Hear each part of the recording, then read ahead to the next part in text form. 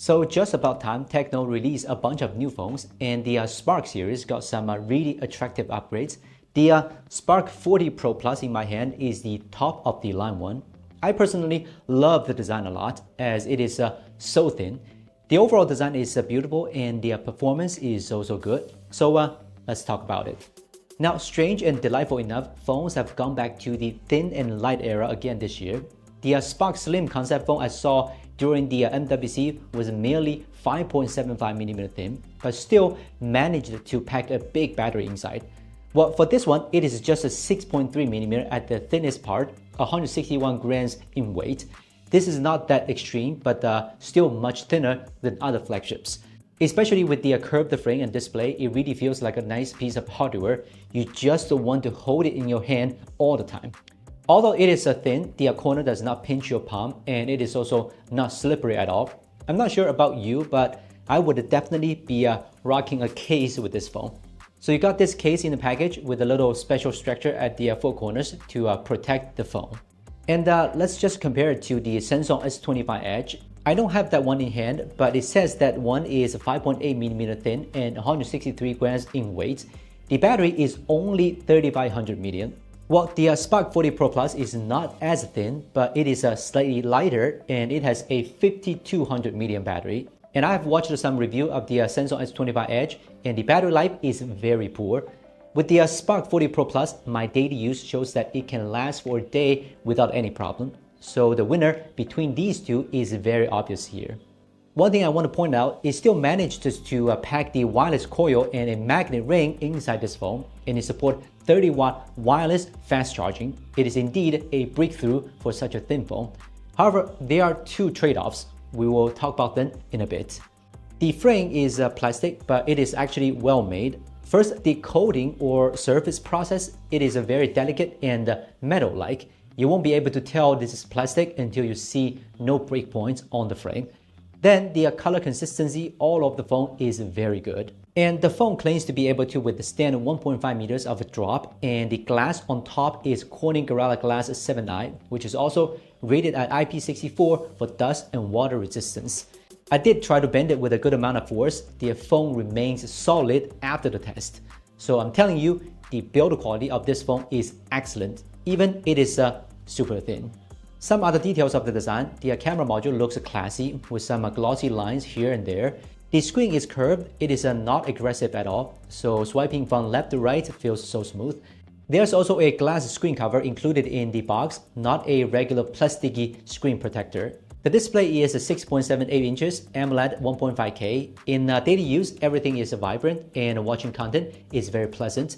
It also supports 144Hz refresh rate. You can also set it as adaptive to save some energy, but I like to set it as 144Hz always to get the best experience.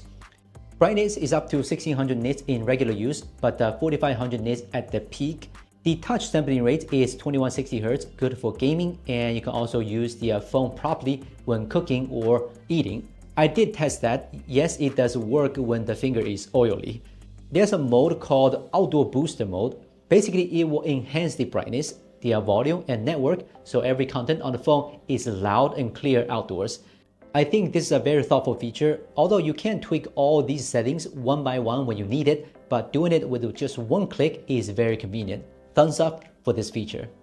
As it claimed, compared to the G100 in the last gen, the G200 processor on this phone has brought about a 10% improvement in performance and imaging related stuff. In daily use, everything feels very smooth. When downloading some huge apps from the store, which generates a lot of heat, the phone still remains very cool. I also tried to play some games like a Genshin Impact. It can handle low to mid graphics, but cannot hold the frame rate steady for long. For some games like a Call of Duty or Free Fire, the gameplay is still fairly smooth in medium graphics. So one feature that really caught my interest is the Freelink.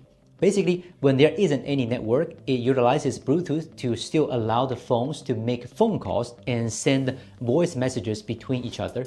I'm so curious about this. I mean, it turns two phones into walkie-talkie, isn't it? Best scenario, you don't need to pay for a data plan in this case. So we are tested with the two TECNO phones. So right now I'm holding the TECNO POVA 7 Ultra, and it is about 40 meters. Let's try send a message. Hello, hello, hello. See, I can still send the message to the phone here. So another 10 meters. Hello, hello, hello, hello. Still working. Now the signal ends right now. I think it is about 100 meters away from the phone between each other. So those are the result I got. Pretty impressive actually. There are some things you should also know about this feature. First, only the new phones released by TECNO recently support these features. Old ones don't. A slightly pity. Second, no other phones from other brands support this feature. When it comes to the battery and charging, it has a 5200 mAh battery inside and it supports 45 watt wired charging and 30 watt wireless charging with the official wireless charger from TECNO. First of all, it is impressive to have such battery capacity and wireless charging inside, but there are some things you need to be aware of. The magnet ring inside the phone is actually not that strong, so you need to be careful when you put the phone on the wireless charger, and the charger should be placed flat on the table. Then there's a stronger magnet ring on the phone case to solve this problem. It will help the phone to position itself and then get the wireless charging. I don't think this is a deal breaker. TECNO has done a good job already. It also supports reverse charging, both wired and wireless. I've tried to charge the iPhone and earbuds and they're working fine. This can definitely save your buddy's gadgets when necessary. And it supports bypass charging. Definitely take advantage of this feature to make sure you can game for a longer time and extend the life of the battery.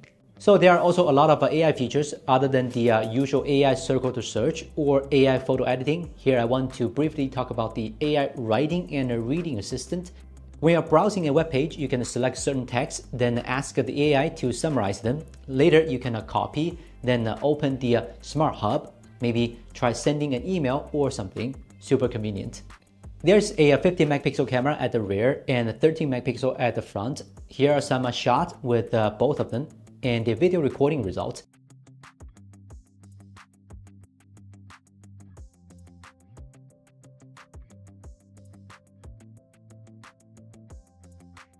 It does come with a fingerprint unlock and it works fairly fast.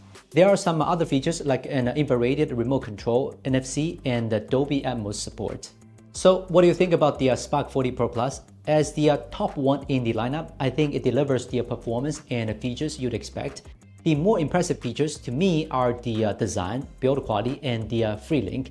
I didn't expect this one to be so thin and light. It just saves you from the chunky and heavy smartphones right now. Trust me, you would want to hold it in your hand all the time.